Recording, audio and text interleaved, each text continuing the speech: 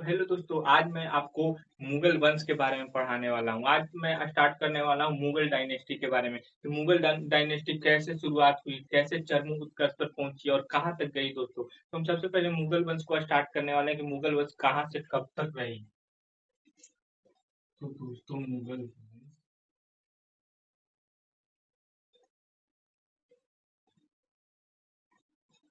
मुगल वंश का time period है दोस्तों, जब पानीपत का प्रथम युद्ध हुआ तब से औरंगजेब की मृत्यु तक। कुछ इतिहासकार कहते हैं कि मिडाइवल हिस्ट्री है और कुछ इतिहासकार कहते हैं कि 1857 की क्रांति। लेकिन अभी हम देखेंगे बोलू दोस्तों कि 1707 ईस्वी यानी कि औरंगजेब की मृत्यु तक।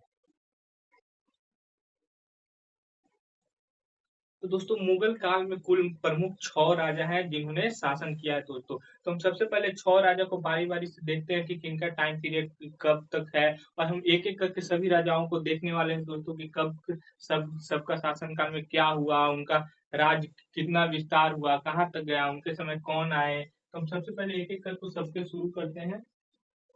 तो पहला राजा थे दोस्तों बाबर। कौन थे दोस्तों? पहला राजा बाबर। बाबर का जो टाइम पीरियड पीरियड है दोस्तों 1526 टू 30। 1526 से 1530 ईस्वी तक ये शासन किए। उसके बाद है दूसरा राजा हुमायूं।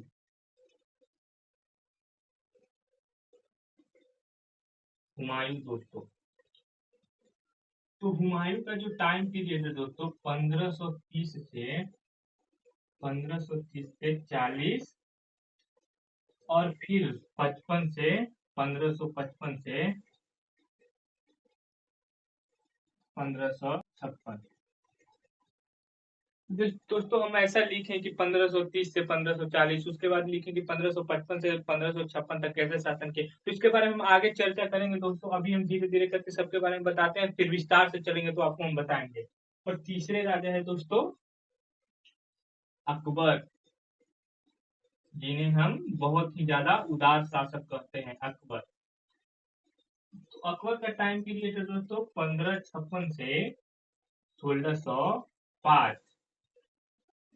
उसके बाद हुए दोस्तों अकबर के बेटा जहांगीर। जहांगीर जहांगीर का शासन काल है दोस्तों 1605 से 1627 ईस्वी। 1627 ईस्वी।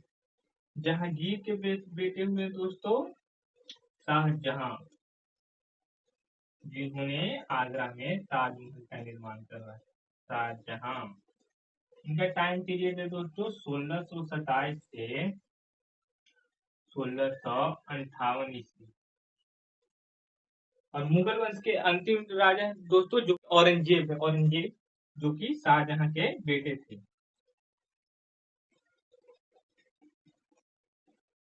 औरंगजेब थे दोस्तों। औरंगजेब का जो टाइम पीरियड है दोस्तों, ये भी अकबर इतना 49 साल तक शासन किए हैं दोस्तों। इन ये और अकबर जो कि मुगल काल में सबसे ज्यादा शासन करने वाले राजा हैं, जिन्होंने 49 वर्ष तक शासन किया दोस्तों। इनका जो टाइम पीरियड है 1658 से 1707 ईस्वी। तो आइए दोस्तों हम एक एक करके सब राजाओं के बारे में बात करते हैं। तो सबसे पहले हम बाबर के बारे में शुरू करेंगे, और मुगल वंश कहाँ से शुरू हुआ और आखिर इसका मुगल वंश ही क्यों नाम पड़ा दोस्तों। अब बाबर शुरुआत किए तो इसका नाम बाबर भी रख सकते थे, जैसे कि जलालुद्दीन खिलजी ने खिलजी वंश का स्थापना किया, उनके नाम के आखिर में खिलजी लगा था तो वो खिलजी रखे। तो बाबर भी वैसे बाबर रख सकते थे ना दोस्तों। तो क्या कारण था जिसके कारण बाबर ने बाबर वंश नहीं उसका नाम मुगल वंश रखा। तो दोस्तों एक एक करके हम चर्चा करते हैं।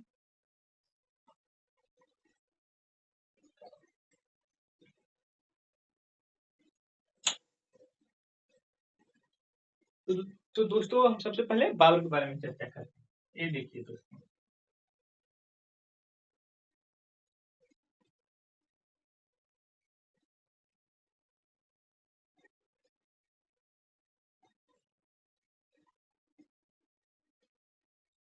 तो दोस्तों ये भारत है और ये सेक्टर पाकिस्तान है, और इससे इधर जाएंगे तो इधर अफगानिस्तान का क्षेत्र है। इस साइड से इधर की ओर एक उज्बेकिस्तान नाम का देश है दोस्तों। क्या है? उज्बेकिस्तान। जहाँ के राजा थे उज्बेकिस्तान से ही मुगल वंश साम्राज्य का उदय हुआ है।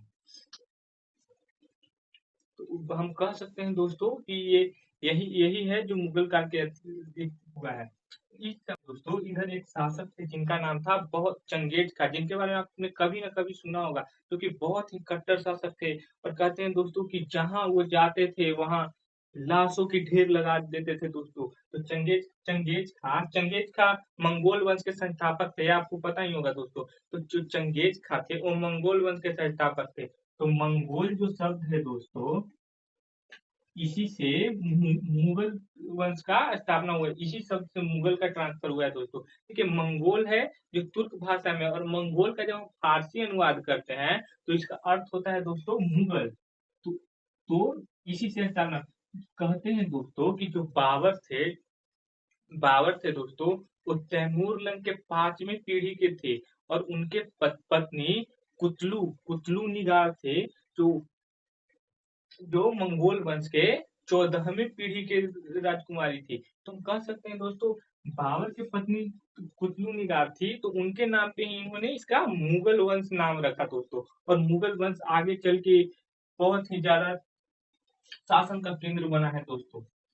तो अभी हम बात कर रहे थे दोस्तों कि उज्बेकिस्तान में एक राजा थे जिनका नाम था,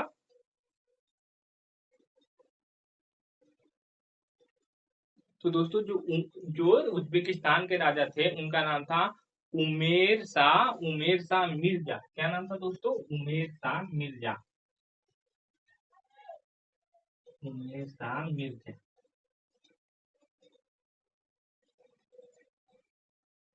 दोस्तों कहते हैं कि इनके समय उधर एक राजा थे जिनका नाम था शैबानी ने हमला किया।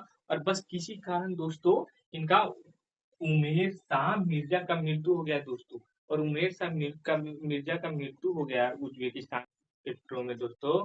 तो वहीं से एक बाबर थे, इनका पुत्र थे बाबर। तो बाबर का जन्म दोस्तों फरगना में हुआ। और वह 14 फरवरी, बाबर का जन्म 14 फरवरी 1483 में हुआ दोस्तों। बाबर का जन्म 14 फरवरी 1483 में फरगना में हुआ। तो फरगना से ही चलते हैं दोस्तों। तो दोस्तों जब हम कहते हैं उमेर शाह की मृत्यु हो गई, तो बाबर थे दोस्तों उस वक्त बहुत कम, सिर्फ और सिर्फ 12 साल के थे दोस्तों। और 12 साल की उम्र में बने, कहाँ का? फरगना का। और कहते हैं दोस्तों कि जो सैबानी थे वो बार बार हमला किए दोस्तों, और बाबर का साम्राज्य को इन्होंने अपने क्षेत्र में मिला लिया, इनके अपने अधीन कर लिया दोस्तों। और उस युद्ध था दोस्तों जो बाबर को अपना साम्राज्य खोने पे मजबूर कर दिया। उसके बाद कहते हैं दोस्तों कि बाबर 1504 ईस्वी में दोस्तों 1504 ईस्वी में अफगानिस्तान का एक सेक्टर है दोस्तों काबुल के क्षेत्र को विजय किया, और एक छोटे से साम्राज्य पे अपना शासन स्थापित किया दोस्तों। कौन? बाबर 1504 ईस्वी में। और उसी समय दोस्तों बाबर का मन पसंद शहर बन गया। कौन दोस्तों? काबुल। उसी समय से इसके बारे में ये अपने पुस्तक बाबर नामा में भी चर्चा करेंगे दोस्तों। 1504 ईस्वी में शासन बन गया। तो और 1506 जब ये शासक बने दोस्तों बाबर काबुल के, तो 1506 ईस्वी में इनके जो पूर्वज थे, यानी कि इनके पिता उमेर शाह मिर्जा, लास्ट में मिर्जा की उपाधि धारण करते थे दोस्तों। लेकिन बाबर इनके ठीक विपरीत गए, इन्होंने मिर्जा को छोड़कर बादशाह की उपाधि धारण की। बादशाह की उपाधि धारण की दोस्तों। बादशाह की उपाधि धारण की। क्या दोस्तों? बादशाह की उपाधि धारण की। और बादशाह मतलब क्या होता है दोस्तों? तो होता है सुल्तान प्लस खलीफा। पहले जो सल्तनत कालीन जो राजा थे दोस्तों वो खलीफा के अंदर आते थे, लेकिन अब मुगल वंश जैसे ही स्टार्ट हुआ, बाबर कहते थे कि नहीं, मैं ही खलीफा हूँ और मैं ही शासक हूँ। मतलब धर्म और शासन दोनों पे प्रत्यक्ष रूप से बादशाह का ही नियंत्रण होगा दोस्तों। तो ऐसे ऐसे उपाधि धारण किए कौन दोस्तों? बाबर। और और दोस्तों कहते हैं कि बाबर जब काबुल के सेक्टर में राज कर रहे थे तो बहुत ज्यादा संपन्न नहीं थे दोस्तों, ये बहुत ही ज्यादा गरीबती हालत में अपना जीवन जी रहे थे दोस्तों। कहते हैं बाबर ने अपने पुस्तक बाबरनामा में लिखा कि मुझे अच्छी किस्म की शराब नहीं मिल रही थी वहां। दोस्तों तो अब आप सोच रहे होंगे कि बाबर भारत कैसे आए, अब वहां अफगानिस्तान के काबुल क्षेत्र पे शासन करे। तो दोस्तों कुछ भारत के ही ऐसे लोग हैं जिनका नाम है एक राणा सांगा। राणा सांगा जो थे दोस्तों, वो कहाँ के शासक थे? राणा सांगा जो थे दोस्तों मेवाड़ के शासक थे। और एक गवर्नर थे दोस्तों, पंजाब के गवर्नर थे, पंजाब सेक्टर के पंजाब सेक्टर के गवर्नर थे जिनका नाम था दौलत खान दोस्तों।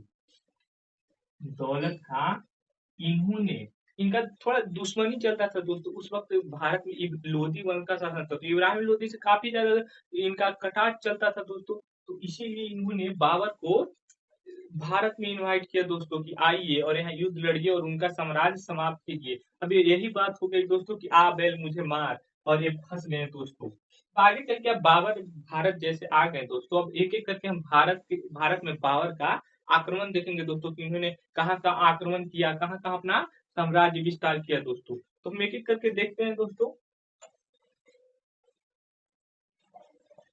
तो बाबर आगे चल के काफी आगे जाएंगे दोस्तों। तो बाबर सबसे पहले दोस्तों 1518 ईस्वी में बाजौर था दोस्तों, बाजौर के एक किला था, बाजौर का एक किला था जिसका नाम था भीरा।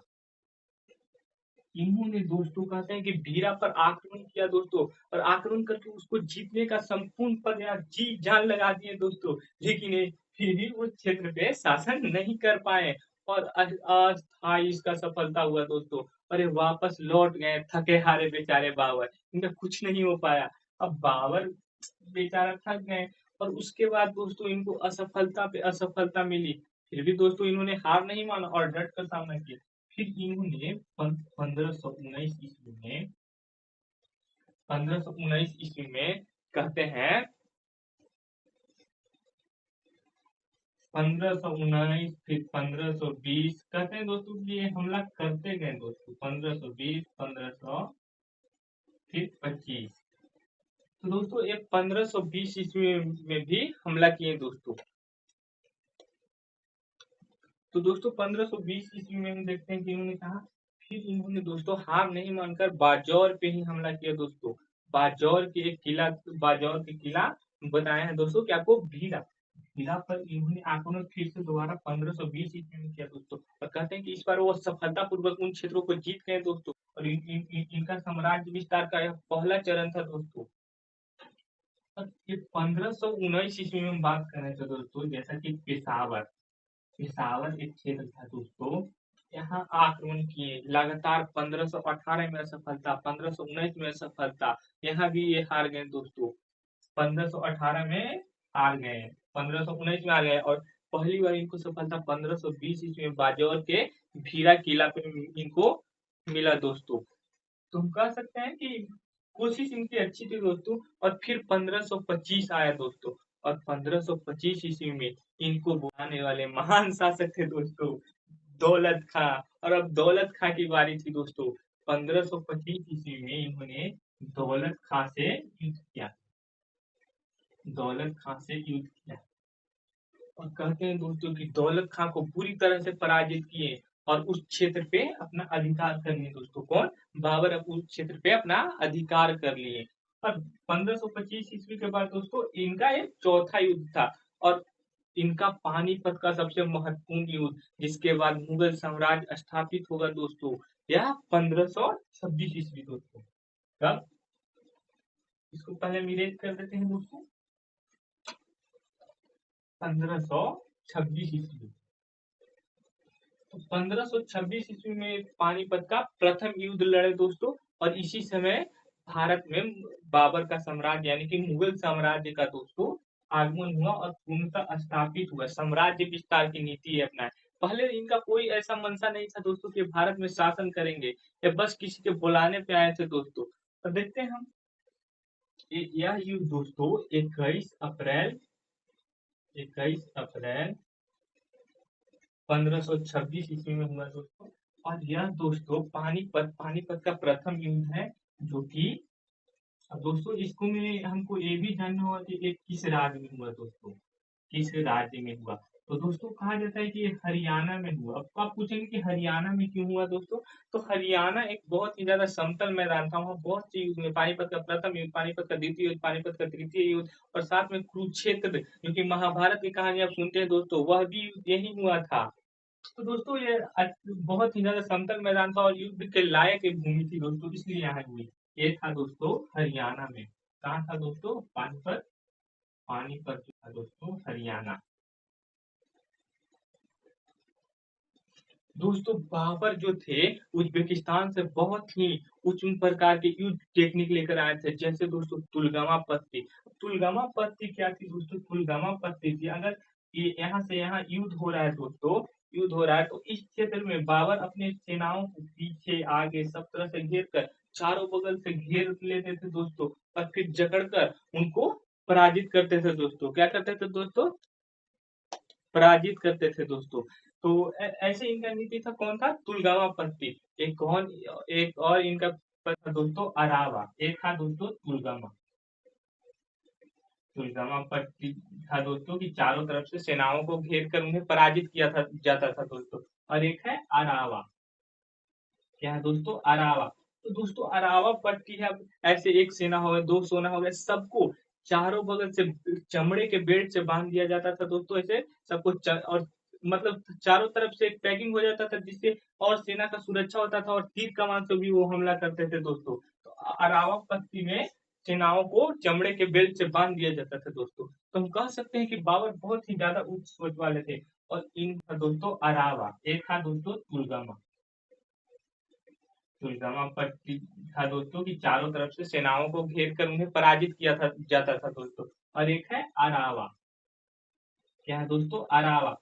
तो दोस्तों अरावा पट्टी है, अब ऐसे एक सेना हो गया, दो सेना हो गया, सबको चारों बगल से चमड़े के बेल्ट से बांध दिया जाता था दोस्तों, ऐसे सबको और मतलब चारों तरफ से एक पैकिंग हो जाता था, जिससे और सेना का सुरक्षा होता था, और तीर कमान से भी वो हमला करते थे दोस्तों। तो अरावा पट्टी में सेनाओं को चमड़े के बेल्ट से बांध दिया जाता था दोस्तों। तो हम कह सकते हैं कि बाबर बहुत ही ज्यादा उच्च सोच वाले थे। और इनने तोप का बहुत ज्यादा इस युद्ध में यूज किया दोस्तों। इसी यही मुख्य कारण है जो पानीपत का प्रथम युद्ध ये जीते, क्योंकि जब ये तोप चलाते थे, और भारत के जो हाथी थे, इब्राहिम लोदी की सेना उस वक्त 10 लाख के करीब थे दोस्तों, लेकिन बाबर के सेना बहुत कम थे, फिर भी जीते, क्योंकि उस समय भारत के जो हाथी थे वो तोप से परिचित नहीं थे। जब तोप आवाज किए दोस्तों, तो हाथी कहते हैं पीछे में भागने लगे, और भागे और अपनी ही सेनाओं को कुचल कर रख दिए दोस्तों। और कहते हैं कि आधा से ज्यादा सेना को हाथी अपनी ही सेना को कुचल कर मार दिए। तो इसमें बाबर को काफी ज्यादा युद्ध जीतने में मदद हुई दोस्तों।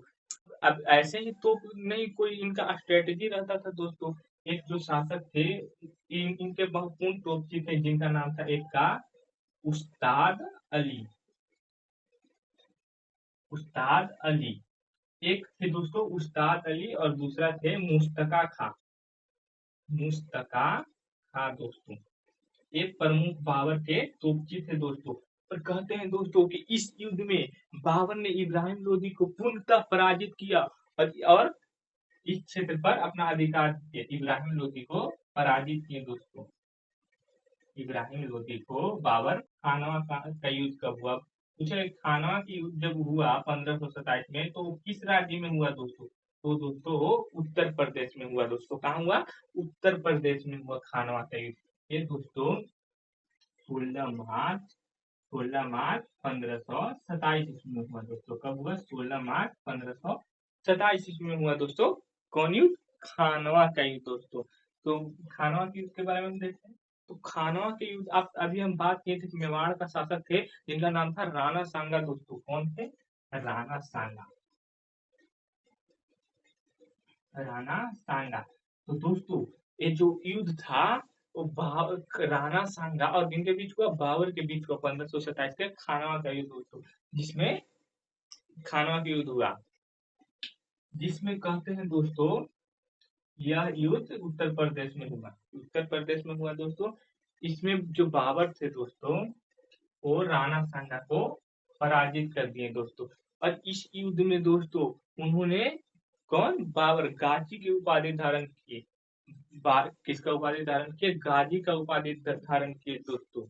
जिसका अर्थ होता है से बाबर गाजी का उपाधि धारण किए दोस्तों। गाजी की उपाधि धारण किए, जिसका अर्थ होता है काफिरों को मारने वाला दोस्तों। क्या दोस्तों? काफिरों को मारने वाला।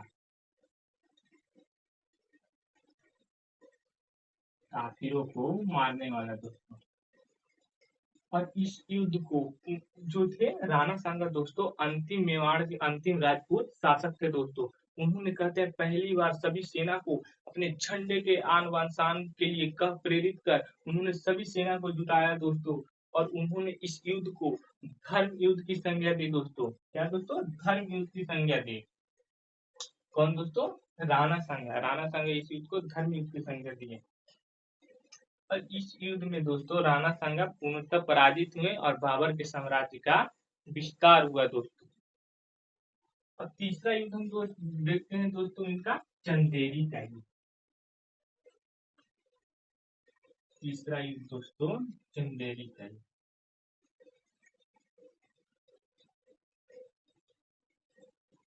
चंदेरी का युद्ध दोस्तों। चंदेरी कहाँ है दोस्तों? तो चंदेरी है जो मध्य प्रदेश में स्थित है। कहाँ है दोस्तों? मध्य प्रदेश में।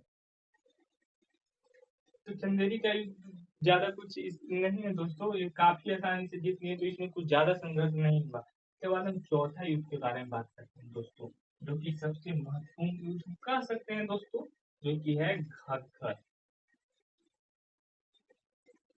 घाघरा का युद्ध दोस्तों। घाघरा का युद्ध बोल सकते हैं, क्योंकि दोस्तों यह घाघरा नदी के किनारे लड़ा गया था। घाघरा नदी कहाँ है दोस्तों? तो बिहार में स्थित है, जो कि बिहार के चौसा जिला में स्थित है दोस्तों। सॉरी, बक्सर के पास एक जगह दोस्तों जो चौसा है उसके पास स्थित है। तो घाघरा की 5 मई 1529 में हुआ दोस्तों। 5 मई 1529 ईस्वी में।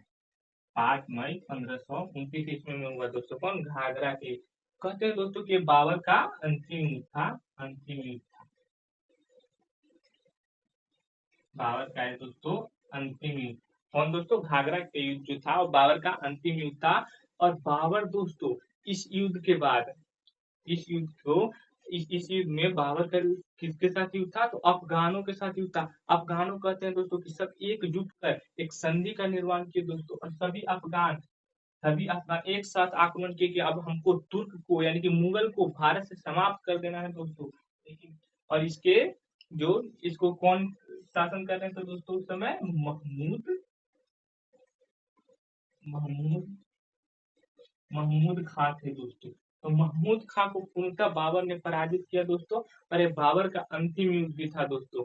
अब इसके बाद बाबर 1530 ईस्वी में दोस्तों, बाबर 1530 ईस्वी में बाबर की मृत्यु हो गई दोस्तों। क्या हो गई? बाबर की मृत्यु हो गई। अब अभी हम बात करें तो दोस्तों कि 1504 ईस्वी में बाबर ने काबुल को जीता। 1507 ईस्वी में बाबर ने कंधार को जीता। लेकिन 1504 ईस्वी में इनका मन पसंदीदा शहर क्या बना था दोस्तों? तो काबुल बना था। तो काबुल काबुल में इनका दफनाने का शौक था। लेकिन उस वक्त किसी कारण हुमायूं युद्ध में बिजी थे दोस्तों, व्यस्त थे युद्ध में। तो उन्होंने इनको जल्द जल्द आगरा में दफना दिया दोस्तों। आगरा में दफना दिया। उसके बाद इन्होंने दोस्तों, आगरा के बाद इनको फिर से उखड़वा कर इन्होंने इनके मनपसंदीदा जगह यानी कि काबुल में दफनाया गया दोस्तों। बाबर को कहाँ दफनाया गया? काबुल में दफनाया गया दोस्तों। अब बाबर के बारे में पूर्णतः इनका युद्ध, इनका साम्राज्य विस्तार, इनकी नीतियां के बारे में जान गए दोस्तों। अब बाबर के जो एक पुस्तक थी दोस्तों, जो बाबर की आत्मकथा के रूप में थी दोस्तों, जिसका नाम था तुजुके बाबरी। क्या नाम था दोस्तों? तुजुके तुजुके बाबरी दोस्तों। दोस्तों इसको हम, ये पूर्णतः मशहूर है दोस्तों बाबर नामा से। क्या से दोस्तों? बाबर नामा से पूर्णतः मशहूर है। बाबर नामा से। दोस्तों यह पुस्तक बाबर ने खुद लिखी, क्योंकि बाबर भी एक विद्वान शासक थे, क्योंकि इनके पिता जो उमेर शाह मिर्जा थे, इन्होंने इनको बहुत ज्यादा शिक्षा दी थी, और खुद भी बाबर एक विद्वान शासक थे दोस्तों। ऐसा नहीं था कि ये भी अनपढ़ थे, तो इन्होंने इनकी रचना खुद की। तो कहते हैं दोस्तों कि शुरुआत में तुर्क के थे, तो यह तुर्क भाषा में थी दोस्तों। कैसी भाषा में थी? तुर्क भाषा में, जो कि भारतीयों को समझ नहीं, तो फिर इसका अनुवाद फारसी में किया गया दोस्तों। फारसी में इसका अनुवाद किया गया। तो किसके द्वारा करवाया गया दोस्तों? तो बाबर ने अब्दुल रहीम खाने खाना के द्वारा इसका अनुवाद करा। अब्दुल रहीम खाने खाना द्वारा दोस्तों। अब्दुल रहीम खाने खाना। अब दोस्तों इसको आप याद कर सकते हैं कि बाबर ने अब्दुल को खाना खिया के अपने अपने अपने आत्मकथा को फारसी में अनुवाद करा लिया। अब्दुल रहीम खाने खाना, अब्दुल को खाना खाना खिलाकर उसको फारसी में अनुवादित करवा लिया। इसको आप ऐसे रिलेट कर सकते हैं दोस्तों, ऐसे रिलेट करके आप याद कर सकते हैं दोस्तों। तो जुके बाबरी में का अनुवाद किसने किया? अब्दुल रहीम खाने खाना दोस्तों। इसमें दोस्तों बाबर अपने बारे में बताते हैं। अभी हम आपको बताए थे कि इन्होंने 1504 ईस्वी में काबुल को जीता था, और काबुल को अपना मनपसंद शहर ये इसी पुस्तक में बोले हैं दोस्तों। इनकी यही पुस्तक बाबरनामा में लिखे हैं कि मेरा मन पसंदीदा शहर जो था दोस्तों वो काबुल था। कौन था दोस्तों? काबुल। मन पसंदीदा शहर दोस्तों काबुल था। और इन्होंने भारत के दो शक्तिशाली राजा दोस्तों, जिनके बारे में चर्चा किया है दोस्तों इन्होंने इस पुस्तक में। शक्तिशाली शासक जिनका नाम था, दो शक्तिशाली शासक, पहला थे राणा सांगा। राणा सांगा के बारे में बात की दोस्तों कि राणा सांगा कहाँ के थे दोस्तों? तो राणा सांगा थे मेवाड़, मेवाड़ के। और दूसरे जो राजा थे दोस्तों वो थे कृष्ण देव राय। कृष्ण देव राय दोस्तों, कृष्ण देव राय। ये कहाँ से थे दोस्तों? तो ये विजयनगर के शासक थे।